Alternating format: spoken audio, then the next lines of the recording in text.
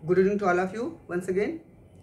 आज हम लोग फिर से उसी रोमांटिक हिस्टोरिकल स्टोरीज़ के सेकंड सेगमेंट में चलते हैं। इसमें हमने मुख्यतः उदयन और वासवदत्ता के कथानक को लिया है। That is a very famous historical love story of ancient history, not only famous in ancient history but also it is a very famous story in the entire Indian history. अगर हम लोग इसके सोर्सेज पे जाएं, कथानक से पहले जो इसका मेन प्लॉट है उससे पहले अगर हम इसके सोर्सेज पे जाएं तो हमारे पास बहुत सारे इसके सोर्सेज मिलते हैं। लेकिन थोड़ा समझने के लिए पहले देखते हैं कि उदयन और वासवदत्ता का जो कथानक है यह तत्कालीन समय में न केवल फेमस रहा बल्कि आगे भी चल के बहुत फेमस रहा और अनेक ग्रंथों में, अनेक कथानकों में इसके हम दृष्टांत, इसके इंस्टेंसेस हमको देखने को मिलते हैं। इसको आगे चल के जो परवर्ती इतिहासकार हुए, जो परवर्ती महत्वपूर्ण शासक हुए, उन लोगों ने भी अपने कथानकों में, अपनी कहानियों में इसको स्थान दिया है। इसका मतलब है कि प्राचीन काल में यह बहुत ही प्रसिद्ध, बहुत ही फेमस कहानी रही है। अब आते हैं इसके हिस्टोरिकल एस्पेक्ट पे जाते हैं। हम देखते हैं कि ये इस कथानक कि बहुत सारे जो हमारे पास साक्ष्य मिलते हैं वे सबसे प्रमुख तो है भास का प्रतिज्ञा योगेंद्रायण, भास ने लिखा है, और दूसरा भास का है स्वप्न वासवदत्ता, और तीसरा है क्षेमेंद्र का बृहत कथा मंजरी, उसके बाद सोमदेव का कथा सरित सागर, और हर्षवर्धन ने स्वयं अपने ग्रंथ प्रियदर्शिका और रत्नावली में इस कथानक को महत्वपूर्ण स्थान दिया है। आते हैं जो भास का स्वप्न वासवदत्ता है, इसमें वासवदत्ता के स्वप्न से संबंधित दृष्टांत हमारे पास प्राप्त होते हैं, इसीलिए इसका नाम स्वप्न वासवदत्ता, स्वप्न में वासवदत्ता को देखने से जुड़ी हुई कथानक है। यह जो स्वप्न वासवदत्ता है इसे संस्कृत साहित्य का प्रथम नाटक ग्रंथ भी कहते हैं। इसे संस्कृत साहित्य का प्रथम नाटक ग्रंथ भी कहते हैं। ओके, अब आगे देखते हैं। दूसरा आपका है प्रतिज्ञा योगेंद्रायण। स्वप्न वासवदत्ता 6 भागों में 6 अंकों में हमको प्राप्त होता है, और प्रतिज्ञा योगेंद्रायण जो है यह स्वप्नवदत्ता से पूर्ववर्ती रूप में लिखा गया है। इसका जो कथानक है यह स्वप्न वासवदत्ता से पहले लिखा गया है, और जहाँ पे खत्म होता है उसके बाद लिखा गया है स्वप्न वासवदत्ता। प्रतिज्ञा योगेंद्रायण जो है यह उदयन के महत्वपूर्ण एक बहुत ही कूटनीतिज्ञ, बहुत ही कुशल मंत्री थे जिनका नाम था योगेंद्रायण। उन्हीं की प्रतिज्ञा से संबंधित है, इसीलिए इसका नाम रखा गया प्रतिज्ञा योगेंद्रायण। ठीक, इसके बाद इसी कथानक को आगे चल के बृहत कथा मंजरी में, सोमदेव के कथा सरित सागर में महत्वपूर्ण स्थान दिया गया। बौद्ध ग्रंथ धम्मपद अट्टकथा, बौद्ध ग्रंथ है धम्मपद अट्टकथा में एक पूरा शीर्षक से उदयन की कहानी है जिसका नाम है उदेनवत्थु। इसका नाम है उदेनवत्थु, जिसका नाम है उदेनवत्थु। इस उदेनवत्थु में जो अट्टकथा के अंतर्गत आता है, इसमें उदयन की कहानी को विस्तार से हमको हमारे पास ऐतिहासिक स्रोत के रूप में प्राप्त होता है। और उसके बाद हर्षवर्धन ने आगे चल के इसी कथानकों को आगे बढ़ाया और उदयन के अन्य रानियों के संदर्भ में जानकारी दिया, खासकर प्रियदर्शिका और रत्नावली के संदर्भ में इसमें महत्वपूर्ण जानकारी हमको प्राप्त होती है। हर्षवर्धन ने जो ग्रंथ लिखा है, हर्षवर्धन के ग्रंथ की खासियत है कि हर्षवर्धन को नाटक के अंतर्गत नाटक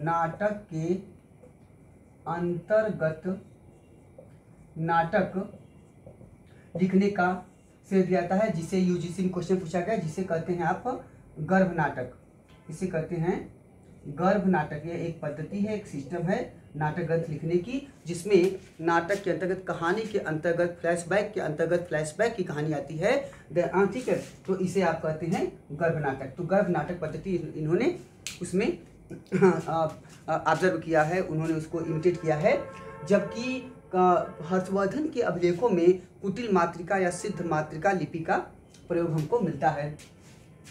थोड़ा सा और देखते हैं आगे के अगर कथानक को देखें तो हम पाते हैं कि जो हर्षवर्धन के 3 ग्रंथ खास हैं, प्रियदर्शिका, रत्नावली और नागानंद, इन ग्रंथों के बारे में कश्मीरी एक कवि हैं संपत, जिन्होंने लिखा है काव्य प्रकाश।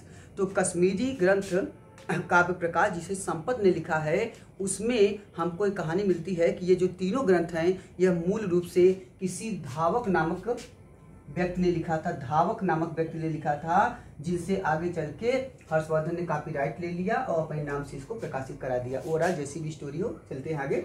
ठीक, तो हमारे पास कथानक, अच्छा इसी में आगे चल के भरहुत स्तूप पे हमको उदयन और वासवदत्ता की कथानक मिलते हैं, और उसके बाद इसी कथानक को चित्रांकित किया गया है गणेश गुम्फा में। गणेश गुम्फा जो कि उड़ीसा में मिलता है, उड़ीसा के जो उदयगिरी पहाड़ी है, जहाँ पे खारवेल ने अनेक गुफाओं का निर्माण कराया, जिसमें हाथी गुम्फा, गणेश गुम्फा, रानी गुम्फा, मंचन गुम्फा आदि है, और खंडगिरी पर्वत उन्होंने बनवाया है अनंत गुम्फा। तो इसी में जो गणेश गुम्फा है, इसमें दुष्यंत और शकुंतला की कहानी, और इसी में उदयन और वासवदत्ता के कथानक का भी चित्रांकन उनको प्राप्त होता है। तो ये जो है बहुत ही महत्वपूर्ण हिस्टोरिकल सोर्स हैं, जहाँ से हमको जानकारियाँ प्राप्त होती है।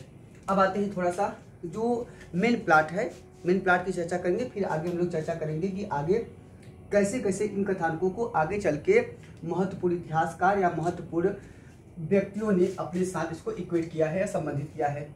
आते हैं, मेन कथानक ये है कि जो 6ठी शताब्दी ईसा पूर्व में जब भारत में मुख्यतः 16 महाजनपद थे, जिनके बारे में हमको मुख्यतः जानकारी बौद्ध ग्रंथ, जैन ग्रंथों से मिलती है। इसमें जैन ग्रंथ में भगवती सूत्र महत्वपूर्ण है, मिलती है, और बौद्ध ग्रंथों में आपका अंगुत्तर निकाय महत्वपूर्ण है, जहाँ से हमको इसके साक्ष्य मिलते हैं। उसमें से एक जनपद था आपका वत्स।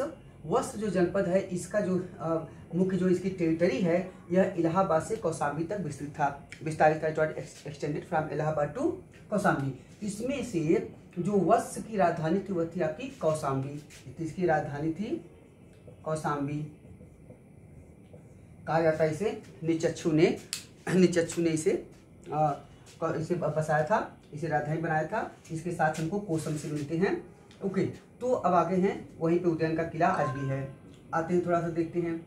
तो हुआ क्या कि वहाँ पे पौरव वंशी राजा थे, जिनका नाम था उदयन, क्योंकि वत्स के थे इसलिए इनका नाम हो गया वत्सराज उदयन। ठीक, वत्सराज उदयन अपने समय के बड़े प्रसिद्ध शासक थे, और दूसरा एक महत्वपूर्ण इनके कंटेम्परेरी रूलर हैं, that is known as the Chanda Pradyota, या इसे कहते हैं प्रद्योत। जो चंड प्रद्योत है, ये अवंत के शासक हैं। अवंत कहाँ पे है? अवंत भी 6ठी शताब्दी ईसा पूर्व के महाजनपदों में से एक महत्वपूर्ण महाजनपद था, जिसका मुख्य क्षेत्र था मध्य प्रदेश। अवंत जो जनपद था, इसलिए जरूरी है क्योंकि पूरे कथानक में अवंत की चर्चा बार बार होगी। अवंत जो है, यहाँ पे यह 2 भागों में था, उत्तरी अवंती और दूसरा था दक्षिणी अवंती।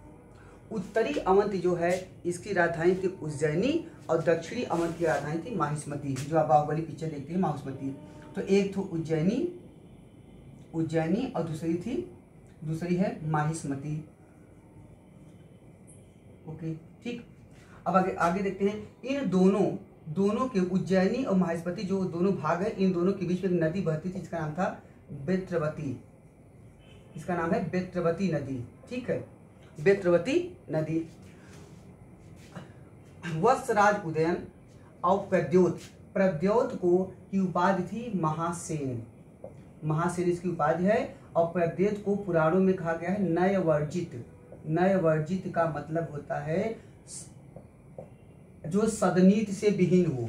नयवर्जित का मतलब होता है सदनीत से विहीन। ठीक है, तो यहाँ पे प्रद्योत का बड़ा अच्छा संबंध था मगध से। प्रद्योत को एक बार पांडुरोग का मतलब होता है पीलिया, एक बार पांडुरोग या पीलिया हो गया था। तो उस समय मगध के शासक थे बिंबिसार, और बिंबिसार ने अपने राजकीय जो फिजिशियन थे जीवक को उनकी चिकित्सा करने के लिए भेजा था। तो इसका उल्लेख भी हमको प्राप्त हो रहा है। और एक बार जीवक को उन्होंने बौद्ध संघ में भेजा था, वहाँ पे भिक्षुओं की सेवा शुश्रूषा करने के लिए, उनको नर्चरिंग करने के लिए। अब आते हैं कि कहानी पे। तो प्रद्योत और उदयन का संबंध बहुत खराब था। कहा जाता है कि जो उस समय उदयन थे, ये हाथी पकड़ने में महारत था, इनको हासिल था। हाथी पकड़ने में महारथी था, तो मतलब वे हाथी का शिकार करते थे। ठीक, तो हाँ, ओके। अब आगे देखते हैं। और उदयन की हाथी जो थी उसका नाम था भद्रावती। उदयन की एक हाथी थी, हथनी थी, इसका नाम था भद्रावती, बड़ी फेमस हथनी है। और ठीक है, तो ये कहानी मिला। आगे देखते हैं। जबकि प्रद्योत के पास भी एक महत्वपूर्ण हाथी थी, जिसका नाम था नीलगिरी। ठीक है, इनके हाथी का नाम था नीलगिरी। तो एक हाथी इनके पास भी था। अच्छा, अगर प्राचीन दृष्टांतों में जाएं तो थोड़ा हाथी चर्चा ये देख लेते हैं। भारत में हाथी पालने का प्राचीनतम साक्ष्य मिला है कश्मीर से। याद रखिएगा, हाथी पालने का प्राचीनतम साक्ष्य। और प्राचीन काल में जो था कलिंग जो था यह हाथियों के लिए बड़ा प्रसिद्ध था, कलिंग। और तीसरा याद रखिएगा हाथी जो है, हाथी दांत से बनी वस्तुओं के लिए उड़ीसा का दंतपुर बड़ा प्रसिद्ध था। दंतपुर उड़ीसा में है, यह महत्वपूर्ण आपके बंदरगाह और औद्योगिक केंद्र भी रहा है प्राचीन भारत में। तो यहाँ पे हमको दंतपुर जो है यह हाथी के दांत के लिए बड़ा प्रसिद्ध रहा है। और तीसरा एक और देख लेते हैं, गुप्त काल में हाथियों की चिकित्सा पे एक बड़ा महत्वपूर्ण ग्रंथ लिखे थे पालकप, जिसका नाम था हत्स्यूप वेद। इसे लिखा है पालकाप ने। ये हाथियों की चिकित्सा पे लिखा गया ग्रंथ है। अब चूंकि चर्चा चली हाथी की, तो और एक तो बता दें, हर्षवर्धन की बड़ी प्रसिद्ध हाथी थी जिसका नाम था दर्पसात। हर्षवर्धन की हाथी का नाम था दर्पसात। और एक क्वेश्चन और अच्छा है, औरंगजेब की हाथी का नाम था सुधाकर। औरंगजेब की हाथी का नाम था सुधाकर। और एक और अच्छा क्वेश्चन है कि जब सामूगढ़ का युद्ध हुआ था तो दारा सिकोह फतेह जंग नामक हाथी पर बैठ के युद्ध किए थे। फतेह जंग, ठीक है। तो दर्पसात, सुधाकर, फतेह जंग, ठीक है। तो ये सब क्या है, ये सब प्रसिद्ध प्राचीन भारतीय इतिहास की या आधुनिक भारतीय इतिहास की प्रसिद्ध हाथियां हैं, ठीक है। अब आगे आते हैं, तो अब देखते हैं तो क्या हुआ कि हाथी पकड़ने में बहुत महारथी हासिल था। और कहा जाता है धम्मपद अट्ट कथा में अगर देखें तो इसमें चर्चा मिलती है कि उदयन जो था बीड़ा वादन में बड़ा प्रसिद्ध था। और उसकी एक बड़ी फेमस जो बीड़ा थी उसका नाम था घोषवती। और याद रखिएगा प्रयाग प्रशस्त में उल्लिखित है कि समुद्रगुप्त जो था एक प्रसिद्ध बीड़ा वादक था। और समुद्रगुप्त जो है यह बीड़ा बजाने में इंद्र के गुरु तुम्बरु को भी लज्जित कर देता है। तो उस बीड़ा वादन में उसका बड़ा नाम रहा है। और मुगल काल में अगर जाएं तो औरंगजेब भी प्रसिद्ध बीड़ा वादक माना जाता है, ठीक है। औरंगजेब भी प्रसिद्ध बीड़ा वादक माना जाता है, भले ही संगीत पे आगे चल के उसने प्रतिबंध लगा दिया था। ओके, औरंगजेब की चर्चा करेंगे। औरंगजेब और हीरा बाई की कहानी बताएंगे किसके नाम पे, किसके कारण उन्होंने संगीत पे प्रतिबंध लगाया था। ओवरऑल आगे बढ़ते हैं, ठीक।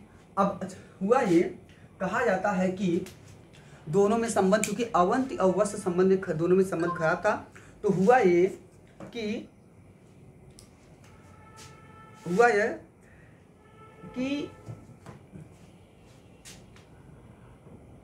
अवंत जो शासक थे, अवंत के शासक ने एक प्लान बनाया। और इनके मंत्री थे, अवंत के प्रद्योत के मंत्री थे सालंकायन। उनके मंत्री का नाम था, मंत्री का अमात्य थे, उनका नाम था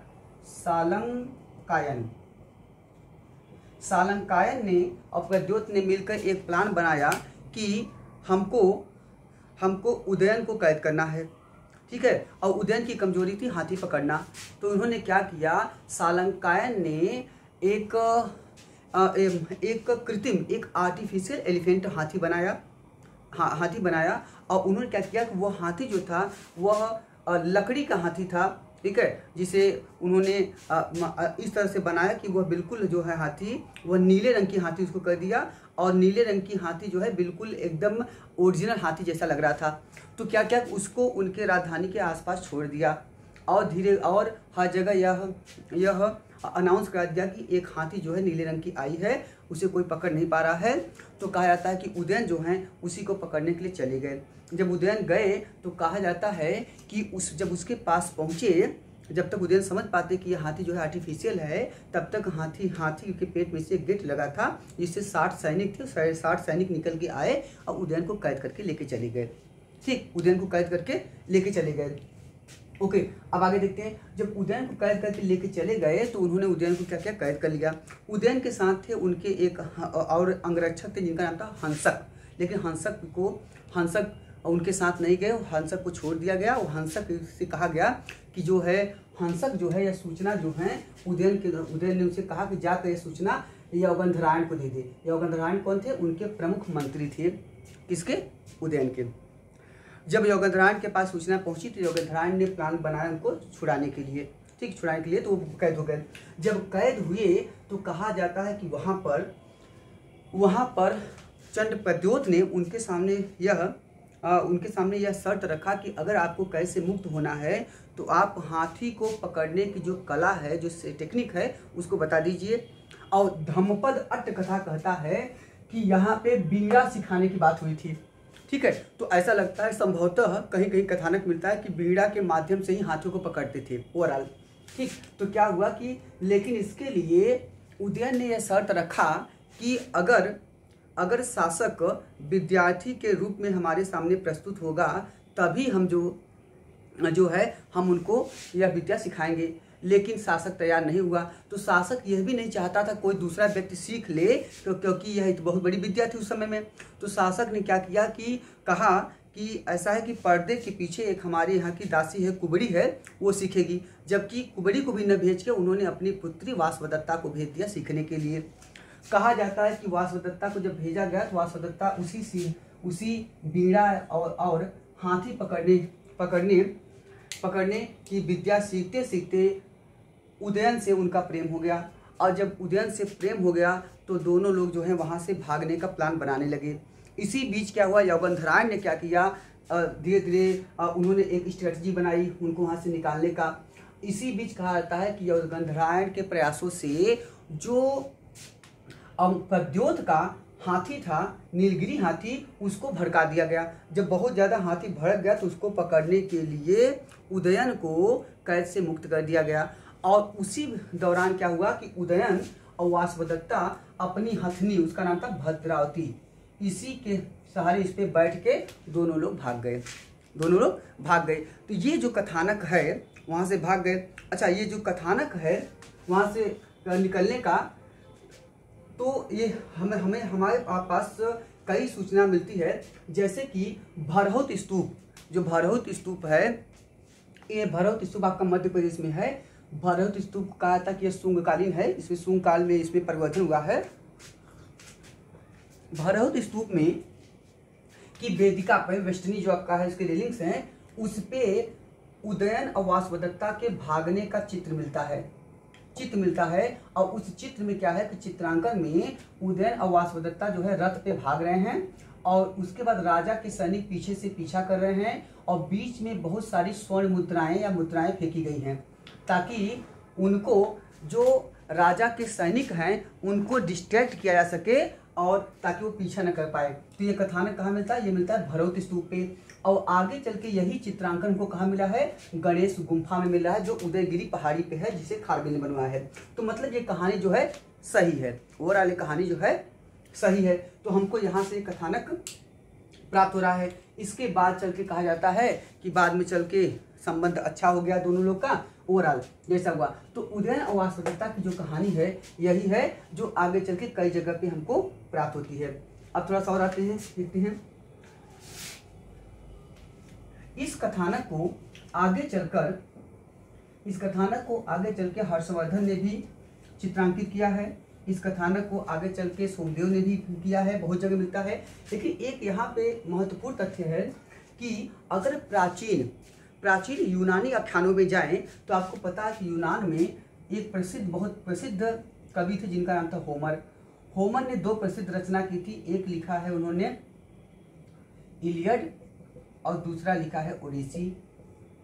इलियड और ओडिसी के अगर कथानकों को देखें तो इलियड में एक कहानी मिलती है दो नगर राज्यों का, जिसमें आप सिटी स्टेट करते हैं, नगर राज्यों का उल्लेख मिलता है। एक नगर राज्य है इलियन, जिसमें एक प्रसिद्ध शहर था जिसका नाम था ट्राय, ठीक। और दूसरा मिलता है आपका स्पार्टा। कहानी यह है कि इलियन के जो राजा थे, इलियन के राजा हैं प्रियम। इलियन के राजा प्रियम के पुत्र हैं पेरिस। इलियन के राजा प्रियम के पुत्र पेरिस ने क्या किया? स्पार्टा, ठीक है, स्पार्टा के राजा थे मेनेलाउस। स्पार्टा के राजा थे मेनेलाउस। मेनेलाउस की पत्नी हेलेन का अपहरण कर लिया। और जब अपहरण कर लिया तो वहाँ पे लेके चले गए, भाग गए। उसके बाद स्पार्टा के लोग जो थे ये क्या किए, अपने आप को, अपने लोगों को इकट्ठा किया ताकि इलियन से इसका बदला लिया सके। और इलियन से बदला लेने के लिए जब इन्होंने आक्रमण किया तो कहा जाता है कि स्पार्टा वालों को सफलता नहीं मिली। जब सफलता नहीं मिली तो इन्होंने क्या किया, इन्होंने एक बड़ा सा इन्होंने एक लकड़ी का घोड़ा बनवाया, ये भी आर्टिफिशियल था। और वह लकड़ी का घोड़ा जो था उसमें बहुत सारे सैनिकों को भर दिया गया और उसे इलियन ट्राय नगर के मुख्य गेट के पास छोड़ दिए। ट्राय वालों ने ये सोचा रात में कि संभवतः स्पार्टा वाले आगे युद्ध नहीं करेंगे और वो लोग क्या किए, अपने देवता की मूर्ति को छोड़ के भाग गए हैं। इससे प्रसन्न होकर वो लोग कहे उसको मूर्ति को खींच लाओ। जब मूर्ति को खींच के गेट तक ले गए तो मूर्ति गेट से बड़ी हो गई। इसके लिए थोड़ी सी जो है गेट को काट के अंदर ले जाया गया। और ये कथानक मिलता है, ले गए। जैसे ही अंदर गए तो रात में जब उनके सैनिक आमोद प्रमोद में व्यस्त थे, अपना युद्ध विजय का वो लोग अपना वहाँ पे अम्यूजमेंट कर रहे थे, तो उसी दौरान क्या हुआ कि उस घोड़े में से कुछ गेट लगा था, उस गेट से सैनिक निकल के आते हैं और उन्होंने क्या किया, ट्राय नगर का पतन कर दिया, ट्राय पे आक्रमण कर दिया और जो निहत्थे सैनिक आदि थे उनको उन्होंने मार डाला और अंततः जो है वह हेलेन को छुड़ा ले गए। ये कहानी कहाँ मिलती है, ये कहानी हमको इलियड में मिलती है। ये कहानी जो तो वहीं से एक पैरेबल आया, एक फ्रेज आया, इसको कहते हैं ट्रोजन हार्स। तो ट्रोजन हार्स जो है एक पैरेबल हो गया, फ्रेज हो गया, वहाँ से प्रसिद्ध हो गया, मतलब होता है खोखला घोड़ा, ठीक है। और चूंकि ट्राय नगर का पतन हेलेन के कारण हुआ, इसीलिए एक और फ्रेज फेमस हो गया जिसे कहते हैं हेलेन ऑफ ट्राय, ठीक, हेलेन ऑफ ट्राय। तो ये जो कथानक है, ये कथानक हमको बिल्कुल उदयन और वासवदत्ता के कथानक से मिलती जुलती प्राप्त होती है। ओके, देखिए। और दूसरी बात, संगम काल में तमिलों में एक ग्रंथ बड़ी फेमस लिखी गई जिसका नाम था आपका, जिसे इलांगो आदिगल ने लिखा था, जिसका नाम है शिलप्पदिकारम।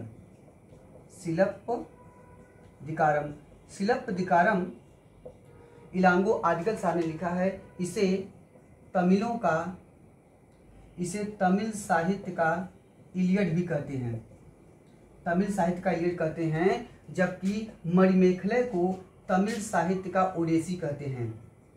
मणिमेखले को तमिल साहित्य का ओडिसी कहते हैं। तो इलियड का भी जो कथानक है उसमें कोलन और कड़गी की कहानी है, और उसमें माधवी नामक एक गणिका की कहानी है, और सेनगुट्टवन नामक राजा का उल्लेख है, और उसमें कड़गी के द्वारा कोलन को पायल देने का उल्लेख है। बाद में पायल खो जाता है, हाँ, और राजा उसी समय रानी का पायल खो जाता है। राजा ने गलती से कोलन को मृत्युदंड दे दिया। बाद में दूसरा पायल का जोड़ा जो है लेके कड़गी पहुंचती हैं, लेकिन जब उनके देखे हुए पति की मृत्यु हो चुकी है तो उन्होंने क्या किया, अपने श्राप से मदुरा को जला दिया, और ठीक है, मदुरा को जला दिया, और वहीं से सेनगुट्टवन ने कड़गी पूजा, ठीक है, सतीत्व की पूजा की शुरुआत किया। ओवरऑल ये कथानक कभी आगे चर्चा करेंगे, इस पर भी हम लोग एक नया वीडियो बनाएंगे ओवरऑल, ठीक है। तो ये कथानक हमको वहाँ से मिलता जुलता लगता है। अब आगे थोड़ा सा और देखते हैं। अगर उदयन की कहानी को और आगे देखें विस्तारित स्वरूप में, तो देखते हैं कि आगे चल के उदयन की और भी रानियां हुई। वासवदत्ता तो फेमस है। उसके अतिरिक्त जो एक अन्य फेमस हैं वह हैं आपकी प्रियदर्शिका जो हैं, यह प्रियदर्शिका और रत्नावली, यह दोनों कथानक हमको कहाँ मिलता है, हर्षवर्धन के ग्रंथ प्राप्त होता है। प्रियदर्शिका जो हैं